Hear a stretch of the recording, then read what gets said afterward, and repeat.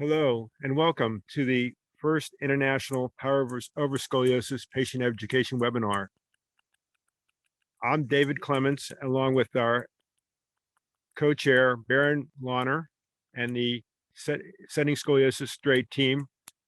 We're welcoming two international surgeons today to answer questions for you and present topics of interest. Dr. Ahmet Alanay, a very distinguished surgeon from Istanbul, Turkey, and Dr. Theodor Grivas from Greece. This is going to be an interactive meeting. We welcome questions through the Q&A button. We also have two patient presenters today who are going to discuss their experiences, Alice and Molly, and we look forward to hearing their stories. Webinar instructions are: only the presenter's audio will be on. All guest microphones will be muted. Submit questions through the Zoom Q&A section. The answers will be posed to the presenters by the moderator, and we'd like you to give us our feedback.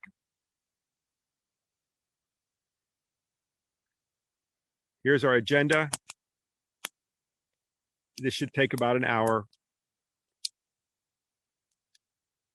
Next. Setting Scoliosis Straight is established in the U.S. nonprofit 501c3, started in 2008, whose mission is to inform and support research into the treatment of spinal deformities. Our vision is a future where children with spinal deformities live healthy and productive lives. So allow me to introduce our first patient presenter, Molly, who's going to go through her experiences and answer questions afterwards. Thank you, Molly. Hello, my name is Molly Snedden, and I am thrilled to be speaking to you about my scoliosis journey today.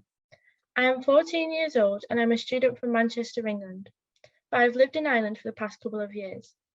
I'm a typical teenage girl who loves shopping and doing fun activities and experiences with my friends.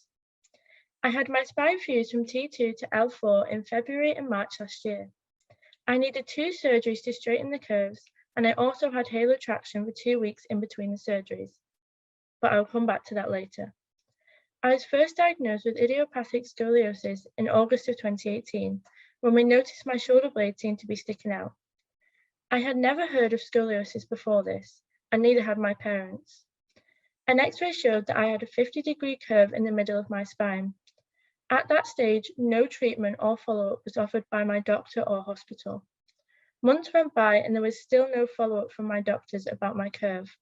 I was in no pain, but my rib pump had got significantly worse. So in November 2019, we decided to ask the hospital for another X-ray to see the progression of the curve. After the X-ray, all the doctor said was that the scoliosis had got significantly worse. No mention of the curve sizes, still no treatment plan, and they refused to show us the X-ray. We were very concerned that nobody in the hospital seemed to be doing anything to help me. So my mum decided to do some online research.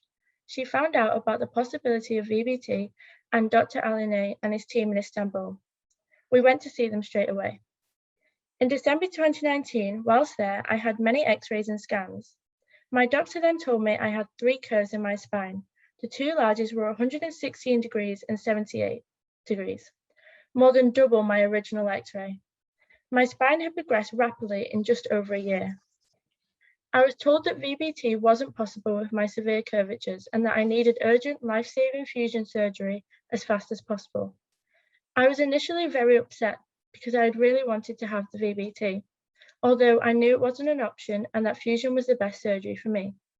I really want to reassure other kids and families that fusion is and always will be a fantastic surgery, and getting it was 100% the best thing I've ever done. Next slide, please. We had very little time, so in February 2020, I flew to Istanbul to have my surgery. We didn't know whether I would need the halo traction, until during the first surgery, they confirmed that my spine had very little flexibility and we made the decision to put the halo traction on for 2 weeks. So when I woke up in the ICU post-op, I had the halo on. I was very tired and groggy, but the next morning after my first walk, we started the halo traction. I won't lie, it was very hard at first. My spine was weak from the first surgery, and I needed many blood transfusions. I was sick and exhausted, but I knew that to get better, I had to be up and walking as much as possible. It was all a bit surreal. It seemed to happen so fast. It felt like I'd only just been getting my first ever x-rays, and now I was walking around with a halo on my head and screws in my spine. Next slide, please. By week 2, I was in much less pain. I was even swinging around from my halo. The halo was a success, and after 15 days, we made the decision to go ahead with the second operation. I was worried and scared to have to go through the recovery a second time, but I was ready to get the halo off and get better. I had a total of 5 ribs removed and 5 shaved. My final surgery was a success, and I was now fused from T2 to L4. I could now begin my final recovery. Before having fusion, I thought that my mobility would be severely limited and that I would struggle to do my favorite things. Now, 18 months on, there isn't anything I can't do. 3 months post-op, I was back swimming. After 6 months, I was doing the high ropes, and this summer alone, I have been pier jumping, swimming, ziplining, trampolining, on roller coasters, and I even spent a day on an inflatable water park. I'm so glad that I had the fusion, and I now love helping other young people to deal with their diagnosis and through their surgery. This surgery has improved my life in so many ways. Thank you for listening. Molly, that is really an inspiring story, and we don't have any questions from the audience, but I'd remind the members of the audience to please use the Q&A function and put in your questions. But Molly, you seem to not have even skipped a beat. You had your surgery and you moved on and have been so active. So what can you tell the people in the audience? And I imagine there's some young people who have scoliosis and may be faced with surgery. What can you tell them about your experience and how it's maybe made you stronger as a person, and some tips and guidelines you can impart to the young people? I think it's definitely made my mentality stronger. Like now I think, oh, if I've gone through all that, I can go through anything. Like I can do anything, I can face anything. Like I feel a lot stronger, a lot more resilient. I feel like it's really helped me in life. Like I think it's really helped me. Yeah. Well, that's great. There is a question from Megan's Wish, and that the question is, this is a scary, proposition, having to go through surgery, and for some people, even just going through bracing can be a little frightening because of the unknown. So how did you get over maybe some of the fear you had facing surgery? I think it's really good to talk to people that have also had the surgery before. Like I talked to a few people before my surgery, and it really helped sort of narrow the fear a bit, because I was really, really scared, and I still was scared after speaking to them, but it did help talking to people and realizing that you do get over it and it is fine in the end. And would you say that it was not as bad as you thought it would be, or was it about what you thought it would be in terms of the process? You flew to another country, you don't speak the language, you don't speak Turkish, I imagine. How was it for you, and how was the experience overall? Yeah, I really did think it would be a lot worse than it actually was. I mean, it was bad, but it wasn't nearly as bad as I thought it would be. And yeah, even being in Turkey wasn't like, it was great. The hospital was great. The people are great. I think anywhere you go, the doctors really just care about you, no matter if they speak the language or not. They're really just there to help you. It didn't affect. Well, maybe you can work for the Turkish Tourism Bureau. Well, that's terrific. And I really appreciate you. We all appreciate you sharing your story. I'd now like to hear if we can hear from Alice and your story, Alice. Hello. Yes, my name is Alice McLaughlin, and I'm 17 years old from Ascot, Berkshire in the UK. And I was diagnosed with idiopathic scoliosis when I was 13 years old in 2017. At the time, I was a very elite gymnast, and I still am an elite dancer now, but before the same, I was an elite dancer training many of hours a week. So obviously hearing that you have such a condition that I myself didn't really know anything about, obviously was quite a big shock. So I had VBT surgery with Dr. Alanay in Istanbul, Turkey in September 2017. So it was only a few months after I actually originally was diagnosed. And my mum found him through the research groups, the Facebook groups that offer advice to parents and patients who have scoliosis. So the VBT surgery itself, obviously you're not fused, and I had a thoracic curve that was originally 45 to 50 degrees. And after the surgery, I was back to school within 2 weeks. I was back to dance within 12 weeks, gaining a place in a very prestigious ballet company, performing on the West End, just 12 weeks after surgery, which is quite miraculous, as some may say. I've just had my 4-year follow-up X-ray, as my 4-year anniversary of surgery is in fact today, which is quite ironic. And it shows that the scoliosis curve has remained controlled. And VBT has definitely enabled me a pain-free life. I definitely live my life the same, if not better than before. There was no disruption to my school or my dance or social life or anything, which I know is a big fear of patients who get diagnosed in the first place. I know I definitely was scared of it. So yes, it's definitely a reassurance. The next slide, please. So this is a sort of timeline of my X-rays. So the first picture on the left is my pre-op in 2017, which obviously shows a 45-degree curve. And then the second picture is 1 year post-op. So I was down to 19 degrees. And again, that remained to 18 months and similarly to 2 years. As we can see on the 3-year checkup, it did increase, which could mean that perhaps the tether has broken at the apex of the curve, but we can't tell without a CT scan. But even 4 years post-op now, it shows that the curvature is still maintained. It's lower than it was before, and the rib hump is definitely a lot lower than it was before. So it doesn't look, it's not obvious to the eye when that you can see I have scoliosis. And again, I have to just reiterate that I am completely pain-free in my day-to-day life. The next slide, please. So this is just the same. They're just the side view, which shows the correction of the lumbar and the kyphosis type of my curvature, which before was quite prominent, and it seems to have even fixed that.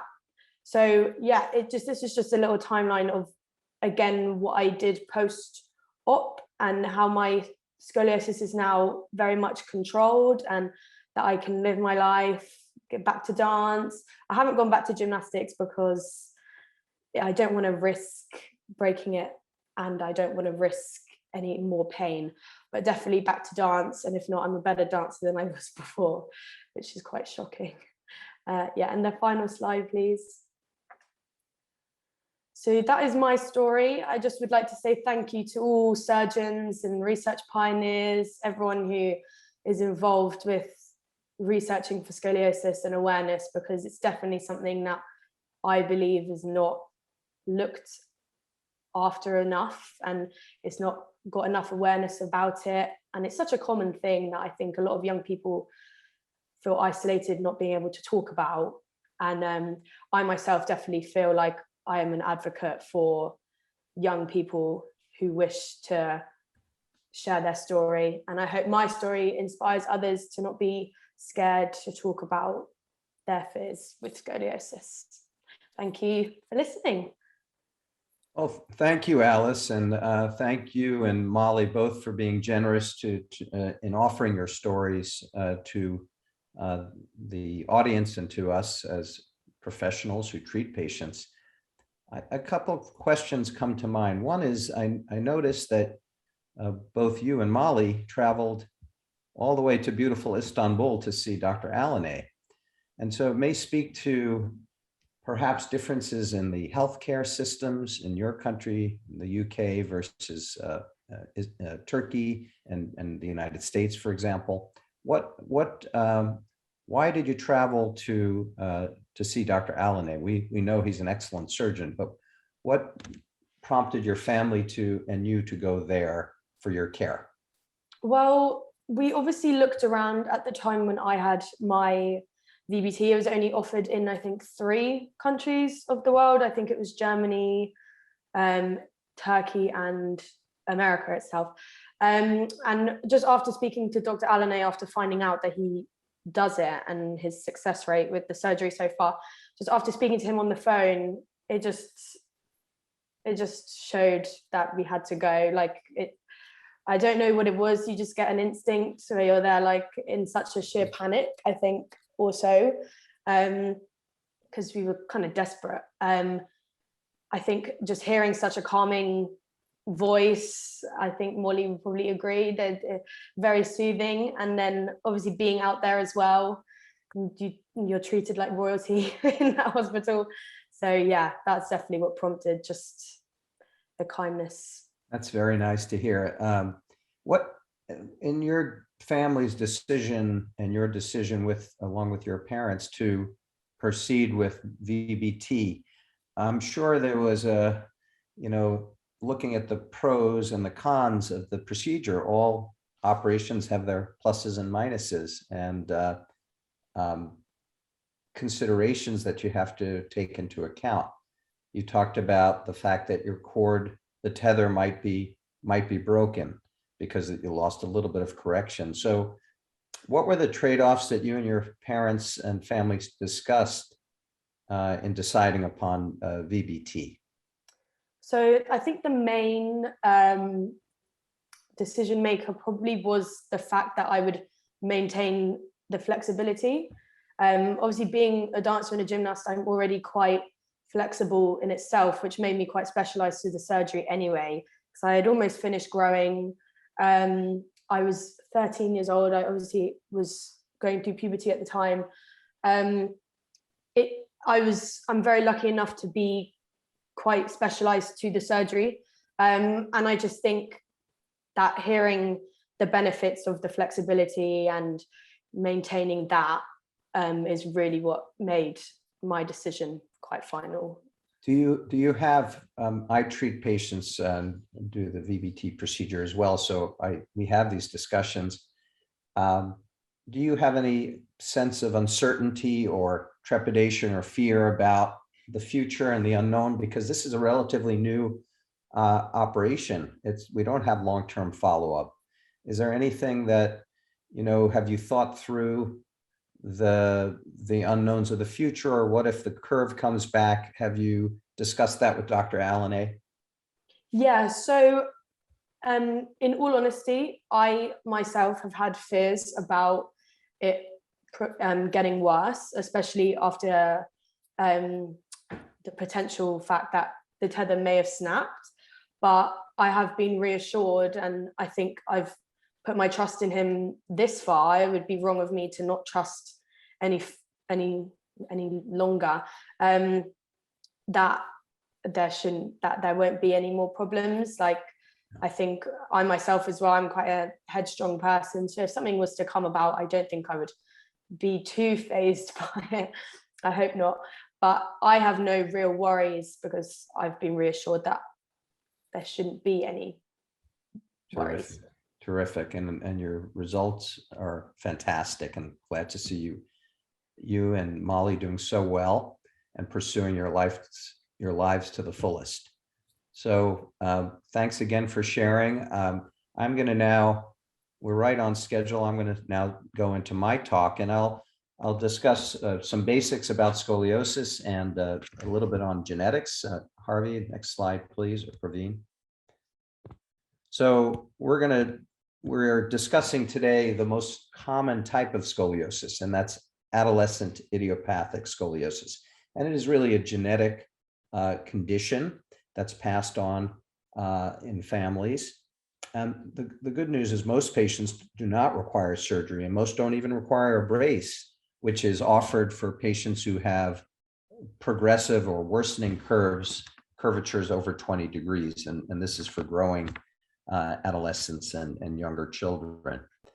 And then you've heard of the two options for surgery. I won't go into that today, but fusion and there are non-fusion options, VBT, and there's also ApiFix, which is another procedure we won't discuss today, but we certainly can answer questions about it.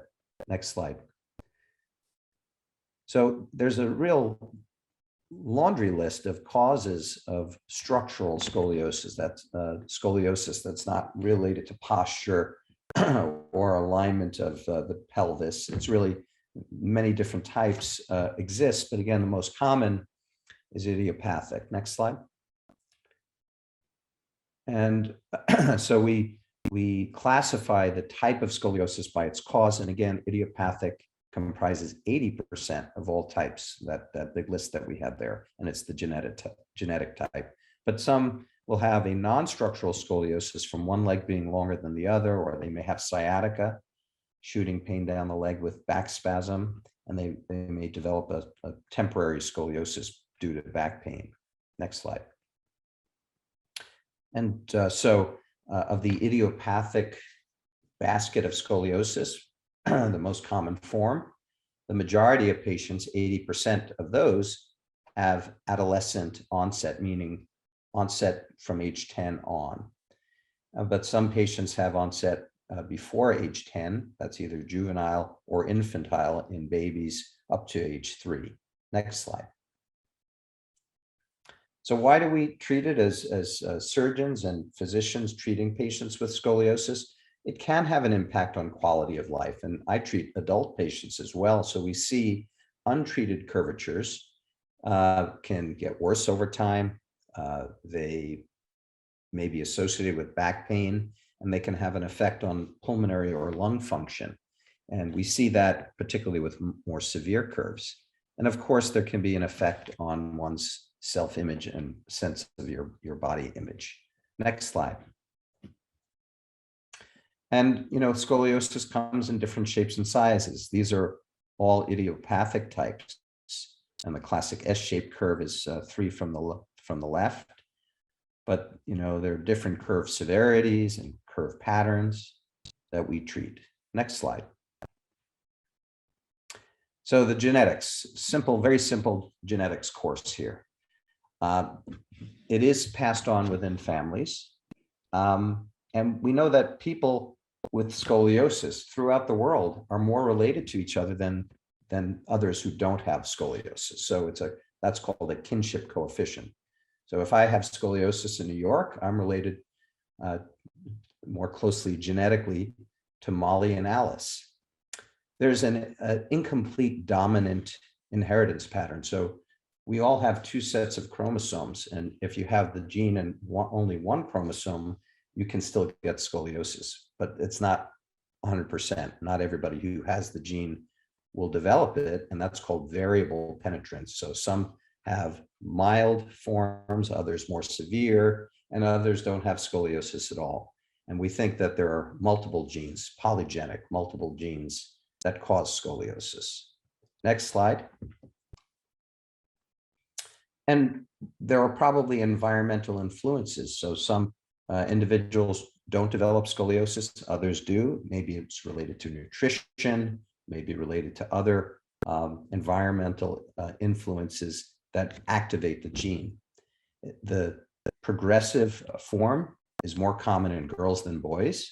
And as I said earlier, multiple genes have been identified that probably play a role. And we don't fully understand the genetics. Perhaps one day we'll be able to turn off the most important gene that's associated with curve progression. And that will be a treatment other than bracing or surgery. Hopefully we'll be able to discover that cure, if you will, in the future. Next slide. And, you know, it would be ideal if we could predict who's going to get worse, who will go on to require surgery, who will need a brace. But right now, we don't have the ability to do that other than by observing the patient over time and taking x-rays. Molly didn't have an x-ray from the time of her first diagnosis for quite some time, and her curve got worse. It would have been nice if if the surgeon or physician had some tool to be able to determine whether her curve would get worse. Next slide. So just a few quick myth busters. Scoliosis ruins your life, ruins your ability to play sports or have your hobbies or proceed and have a family. False. You can travel after scoliosis, of course. Slouching causes scoliosis. False. Everyone with scoliosis will eventually have a severe effect on their body shape. False. Most people have mild curves. Backpacks do not cause scoliosis, but can contribute to back pain. True. And diet and nutrition are not causative, but are important. So vitamin D and calcium are important for your bone health, but a lack of them, vitamin D and calcium, does not cause scoliosis. Next slide, please.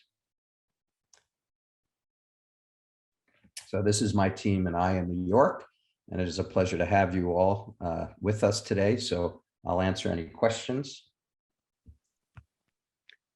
So Baron, first of all, great talk. The first question we have is about twins.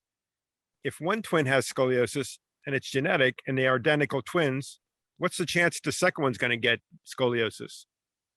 Right. So there's at least a 1 in 5 chance that the identical twin will have scoliosis, and some of that may be even higher, but at least that. And we know that if you have, as a parent, if you have scoliosis, your children have a 1 in 5 chance. So we don't know for sure, can't predict for sure, because there's this variable penetrance and incomplete dominance, those terms that I used earlier.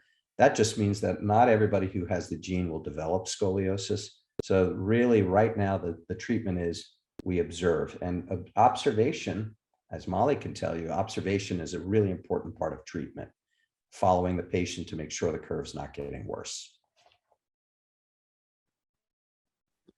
Another question that's come up, Baron, is can genetics cause your scoliosis to get worse after you've had surgery?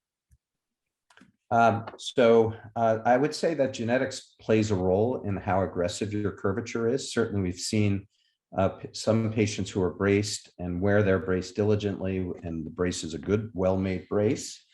They still have worsening of their curve. And so that's probably genetically based. That may be true for patients who have had scoliosis, but if you've treated the structural curves, most patients will not have worsening of any secondary curves that occur. But that's why we closely watch and observe our patients, not just for a few months, but over the years, to make sure that there are no secondary curves that develop and worsen. Another question, Baron, is frequently we talk to families about scoliosis being genetic and passed down to the family. They look at each other and think, I can't imagine anybody in our family has scoliosis except maybe grandma, and she's kind of bent over. Is that the same thing? Well, sometimes it is and sometimes it isn't. Grandma bending over sometimes is really just round back, or what we call kyphosis, and that can be from osteoporosis and fractures or broken bones in the back, or just settling of the spine that occurs naturally as a part of aging. So sometimes there's a combination of kyphosis and scoliosis. But if grandmother had scoliosis as a child, then certainly it's likely a worsening of that scoliosis over time. And we see our elderly patients in their 70s and 80s sometimes with very severe curves as they were not treated in childhood. So I think it's go ahead. I was going to say it's probably time to move on to Dr. Alanay's talk, and I appreciate the questions, and perhaps we'll have time to answer some more. So Dr. Alanay will speak to us about vertebral body tethering and the factors in making decisions as to fusion versus tether. Okay, thanks, Baron. And I would like to thank Foundation for giving me the opportunity to talk on this topic in this beautiful event. So for scoliosis treatment, especially in the growing patients, we have this template that we usually follow. So any curve during the growth exceeding 40 to 45 degrees of threshold value,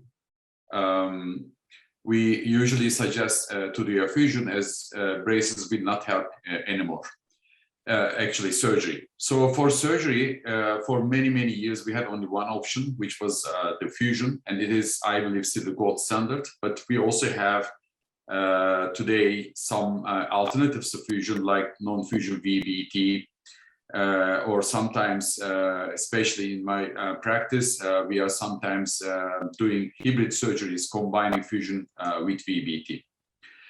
Fusion is the gold standard, but we know that it may have some disadvantages, such as limitation in motion, interfering with growth, especially in patients with significant growth potential. And it may cause adjacent segment degeneration, disc disease, sometimes lack of bone healing. This is rare, but sometimes may cause some rod breakage, pain, and loss of correction. And it may cause, especially the cutting the muscles from the back, may cause weakening the muscles and some back pain. But honestly, there is not strong evidence in the literature to support all these things as a high complication rate.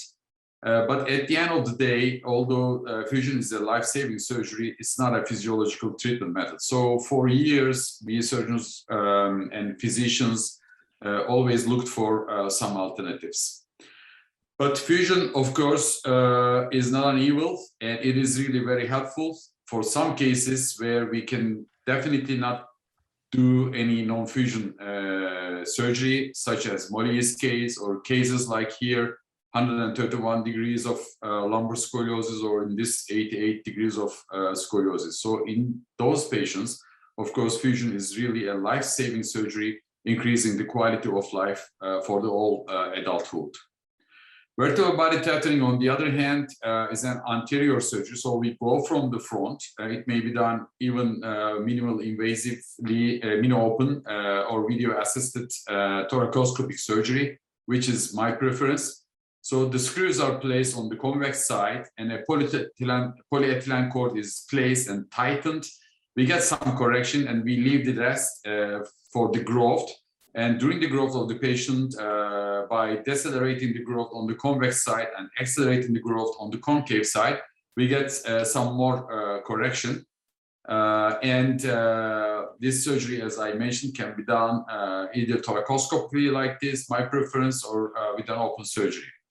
So what are the indications? Who are the suitable patients for this surgery? Well, this technique has been popularized in the United States, and the original indications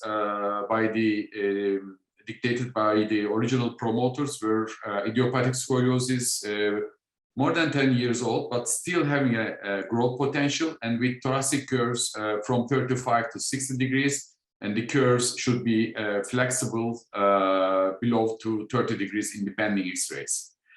And after a short while, actually, the first surgeries have been done according to these indications, and currently in the United States, there are FDA and HDE indications which are quite similar to the original indications, and also this surgery has been done later on for the lumbar curves as well. Our indications actually has started with the original indications, but once we had more experience, now we have a little bit extended off-label our indications. So we do this for any adolescent patient, and then we divide patients into two groups with rapid growing patients who had a significant growth potential, and steady growing patients who have some growth potential but not too much. And the thoracic curve and the lumbar curve limitations, we have exceeded in some selected cases up to 80 degrees to 70 degrees. But flexibility is one of the most important prerequisite, especially for the bigger curves. And the advantages of VBT compared to fusion can be as motion preservation, growth sparing, and the scars. There's no scar in the back, so scars are hidden under arm, bra. And there's shorter hospitalization and shorter recovery, rapid recovery compared to the fusion surgery.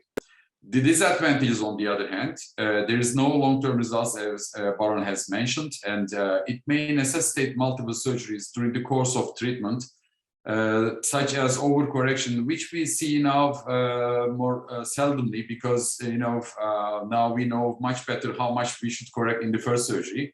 But tether breakage is something that we couldn't avoid yet, and we are working on that. And of course, these complications sometimes in some patients may necessitate a conversion to fusion. On the other hand, less hump correction in patients with no or less growth potential compared to fusion may be another disadvantage of vertebral body tethering. So what is the success for vertebral body tethering? Patients and families, of course, is expecting to have a full correction where the curve comes to 0 degrees, but it's not the reality all the time, and it's not necessary.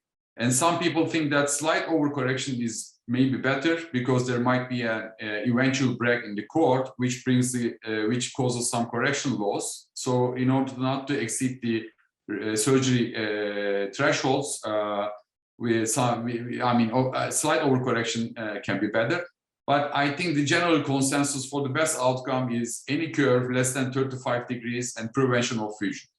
And this is something that we can achieve in majority of our patients currently. This is a patient sample, as you can see, 63 degrees thoracic and 43 degrees lumbar curve.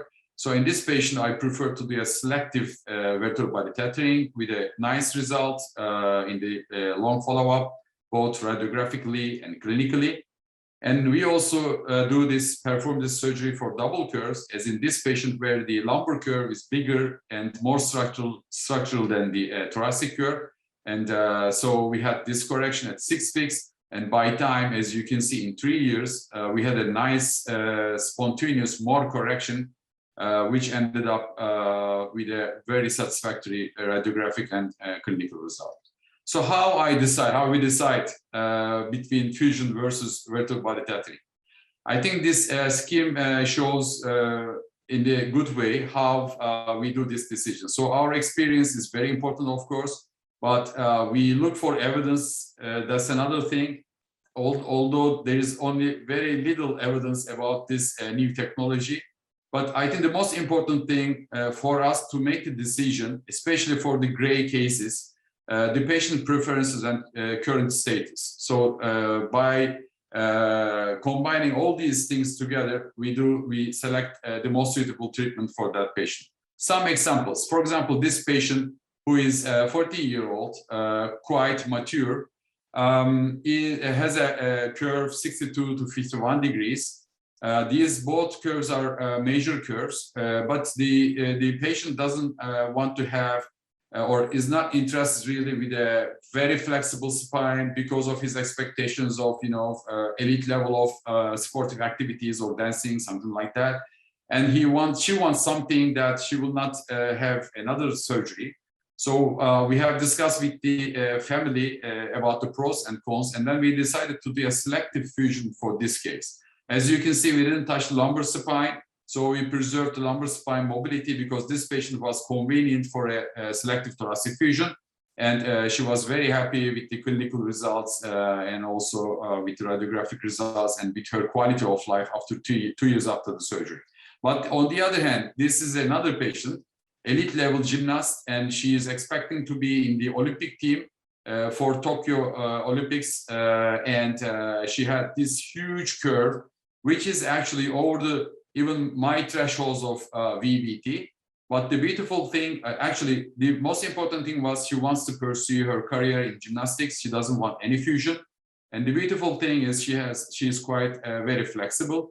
So then we decided to do a VBT surgery for this patient. And as you can see, in 1 year, we got a successful result. She is still growing.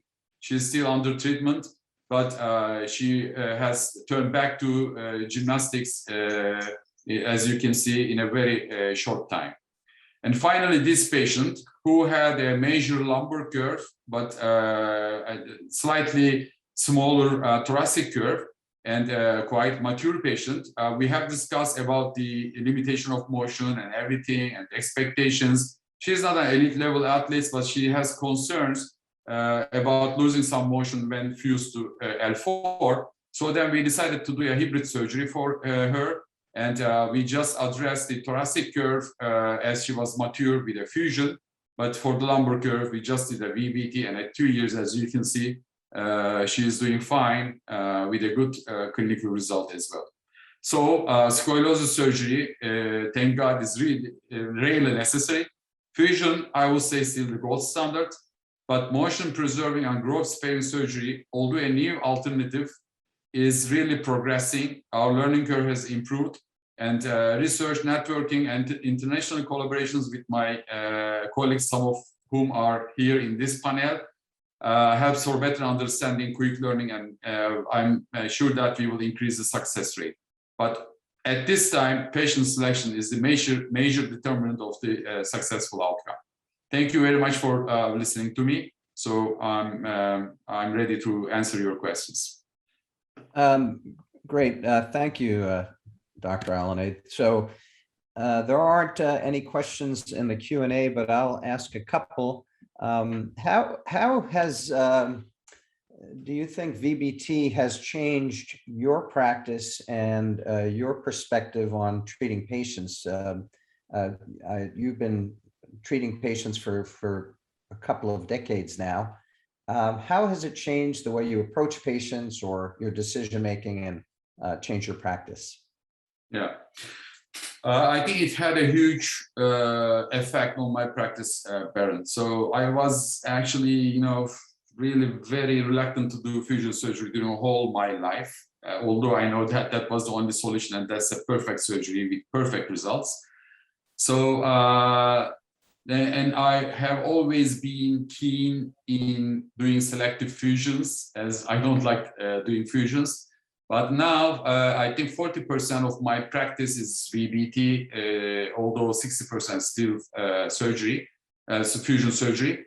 So now I'm more comfortable. I feel more comfortable, not fusing the patients if they are really suitable for VBT surgery. But on the other hand, it added another dilemma. I'm sure you have the same issue. There is a huge expectation from the patient parent side about non-fusion surgery, but unfortunately with the current techniques and technology and understanding, it's not suitable for all the patients. But there are some gray patients where we really have difficulty to decide on which one is better. So I try to reflect some of my opinions about that, but I think it's still a big dilemma. And unfortunately, we cannot answer that question of what would you do if she would be your daughter, because all these circles, getting into the intersection for the most suitable treatment is sometimes really very difficult. Well, I appreciate that answer, and I agree with you on those sentiments. So we're going to now move on to Dr. Grivas. We'll discuss non-operative treatments, which are a very important part of our armamentarium. Dr. Grivas. Thank you very much. I would like to express my gratitude to this esteemed group, the Setting Scoliosis Straight, and to give me the opportunity to speak on the non-operative scoliosis treatments. When are they indicated and how successful are they? Can you see my screen? Is my screen? Yes, Yes. very Okay. good. Okay, then I proceed. The non-surgical treatment in adolescent idiopathic scoliosis is mainly bracing, exercises, and some other treatments. we have to keep in our mind that nature created the spine articulated and mobile, and we have to take any effort to keep it like this. Actually, the milestones of the recent non-operative treatment for adolescent idiopathic scoliosis was the foundation of SOSORT, a society focused on non-operative treatment, its journal, the Scoliosis and Spinal Disorders, and the BRACE study. The objectives of non-operative treatment is to correct the entire trunk, to maintain the spine mobile and avoid fusion, stop care progression at puberty, prevent or treat respiratory dysfunction, prevent or treat spinal pain syndromes, and improve aesthetics. The steps toward a more effective scoliosis brace treatment are three: the compliance, the brace biomechanics, and the management. And as far as the first, the first of them, passive is the brace biomechanics, and the brace biomechanics have passive mechanisms and active mechanisms. The passive mechanisms are convex to concave tissue transfer, elongation, the rotation of the thorax and bending, and this was the passive mechanism. And the active mechanisms are based on the vertebral growth, asymmetrical guided respiratory movements of rib cage, repositioning of the trunk muscles, and eddy gravitational effect. And the mechanisms for this biomechanics are the three-point system, as you can see in the picture, the multiple three-point system, axial translation, as in Milwaukee brace, thoracic cage derotation, as in DDB, and translation and detortion, as in Art brace in Lyon. Let me show some European braces, the Senot brace, introduced by Senot in 60s, and some derivatives of this brace, the Rigo system Senot brace, introduced by Dr. Rigo in early 90s, and two more, the Scoliologic Senolite and the Jetchedian brace, introduced by Dr. Weiss in 2009, the Lyonese brace introduced by Dr. Stagnara in 1947 in France, in Lyon, and the evolution of this brace, the Art brace, introduced by Dr. Demoura. Our Greek brace, the dynamic derotation brace, introduced by Dr. Antonio in 1986. This Forgesco brace, introduced by Dr. Negrini and his CPO, the Gianfranco Marcini, in 2004. And now, speaking on inclusion criteria, SRS reported in 2008 that we have to have children of 10 years of age or older. Research 0 or 2, research is a marker, in other words, the ossification of the iliac crest over the iliac bone in the pelvis, and the grading of this must be 0 to 2, and primary cave magnitude 25 to 40 degrees. We use the Cobb method, as you see here, in order to assess the magnitude of the curve. No prior treatment, and for if it has to do with females, premenarche or less than 1 year of post-menarche. Apart from this marker, that is the research sign, in order to assess the skeletal maturity, we use the Sanders skeletal maturity system, which is actually the ossification of the digit. And recently, this marker, that is the ossification of the humeral head, will be used probably universal because it's very sensitive. The SOSORT guidelines, SOSORT published 2 articles on detailing the guidelines of the conservative non-operative treatment, and I mentioned these 2 titles because it is in the open access scoliosis and spinal disorders, and everyone can get these papers. But it is very interesting to assess the prognostic risk factor in order to, during pubertal growth spur, in order to make any decision on bracing. And this is assessed using the Lowenstein-Kassow formula, that is Cobb-Ankel minus 3 times of the research sign divided by chronological age. And the Social Guideline Committee recommended that in children with no signs of maturity and research 0, and with curve 20 to 25 degrees, we start bracing, and if it is 25 degrees, immediately bracing. In children and adolescents with research 0 to 3 and first signs of maturation and less than 98% of mature height, we prefer to use the prognostic risk factor rather than co-buckle. And if it is the risk is high, 23 hours or more must be recommended for bracing, and if it is the risk lower, 16 to 23 hours. Some SRS members selected and invited an international crowd of multidisciplinary bracing experts based on their clinical research expertise from North America and Europe.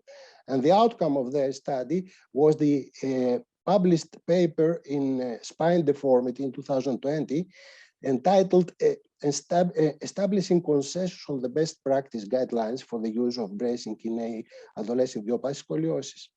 As far as bracing indications, no role for bracing curves less than 15 or more than 60 degrees. No role for bracing skeletal mature patients because there are no growth remaining.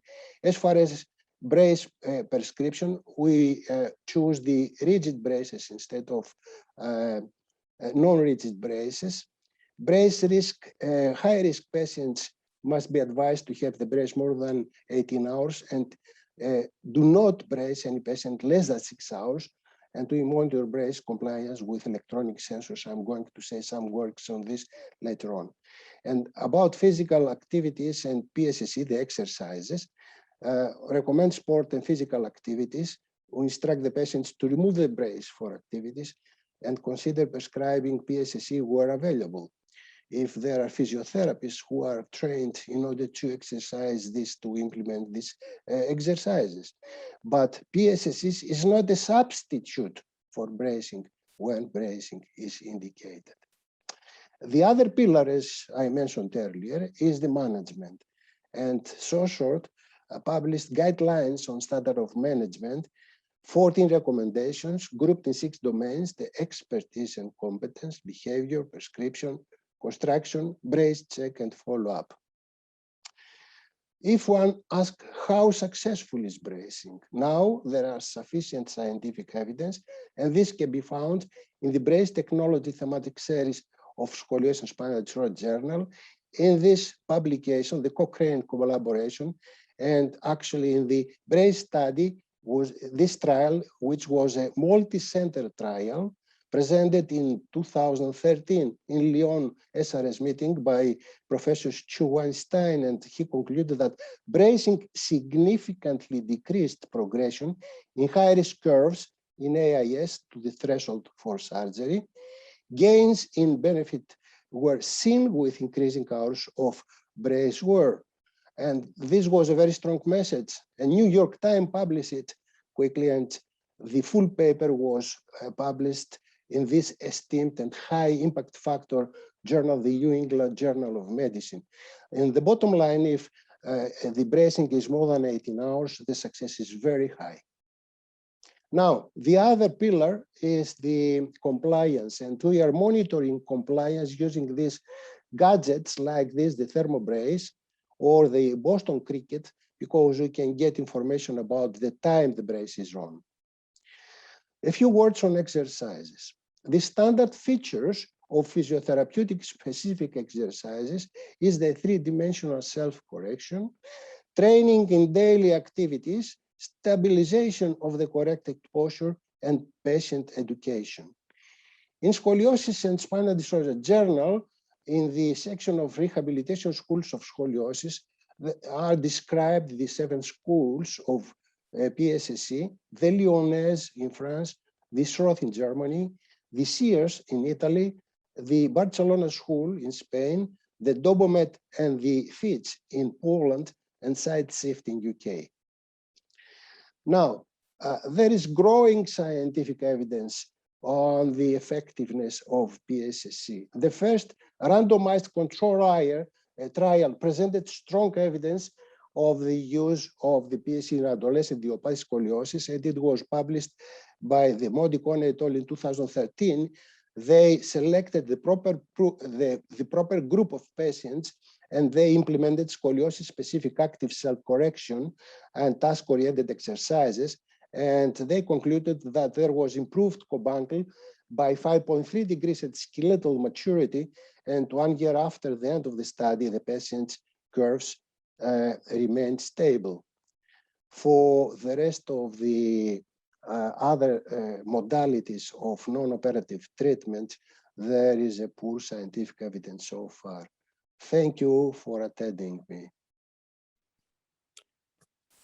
Dr. Grivas, a wonderful presentation with a lot of interesting facts. So have you seen the evidence that physical therapy can in fact decrease curves and maintain them decreased in scoliosis even after the end of the therapy? Well, I'm not a physiotherapist, but according to the literature,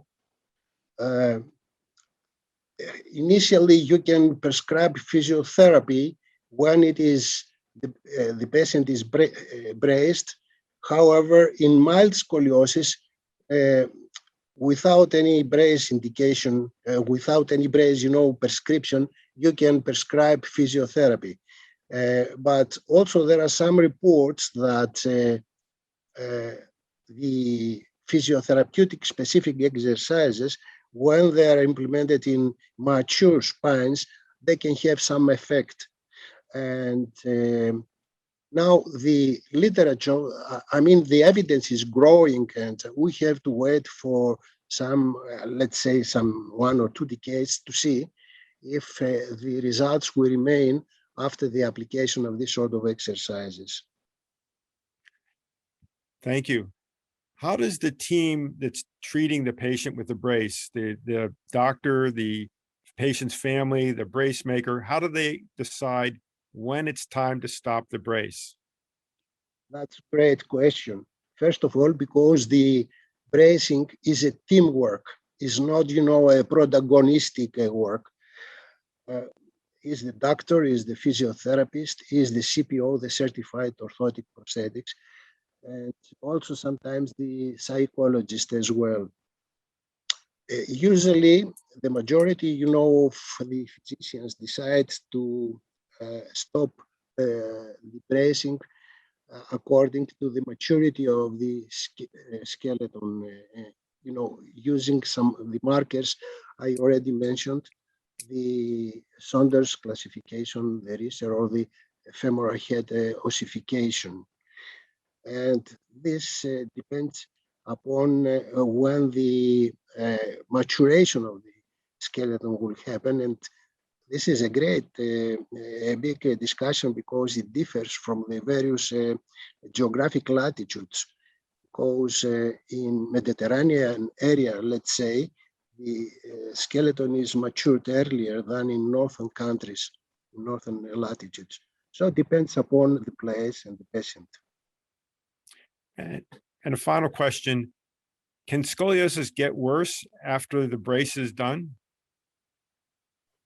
Well, according to the results reported in the publications, usually you have a great improvement initially, but after the weaning of and the stop of bracing, the curve is worsening a little bit. But of course, at that time, the skeleton is mature and it is not expected to worsen a lot. So the main objective of bracing is mainly to stop the worsening of the curve, not to correct it completely. And if it is implemented and it is stable, then it is a great success because the skeleton is stable after the maturation and after the age of 18, 20. Okay, I think it's 12 o'clock. We've gone through an hour now. We're going to wrap this up. We want to thank, first of all of you for attending and for asking your questions. We apologize if we didn't get to every question. If you're grateful for this event, please consider donating to Setting Scoliosis Straight Foundation to contribute and help maintain and continue these webinars. Your contribution will help with future webinars. Here's other ways to support the Steadying Scoliosis Straight Foundation on Amazon Smile, shopping, which everybody loves, Amazon Gives. Next. And we'd like to especially thank our sponsors who've contributed to this patient education experience: DePube, Synthes, Stryker, NuVasive, Medtronic, EOS Imaging, Zimmer Biomet, and the sponsoring organization, Setting Scoliosis Straight. Thank you. And here's another upcoming patient education event on October 23rd. This year, we're going to have a Australian webinar, Power Over Scoliosis. That doesn't mean you have to be from those regions to dial in, but they're going to focus on patients and doctors from that area. So thank you all for participating, and we look forward to seeing you next time. Please help us by answering a few survey questions at the end. Bye-bye. Bye-bye. Bye-bye. Thank you. Nice to have you all.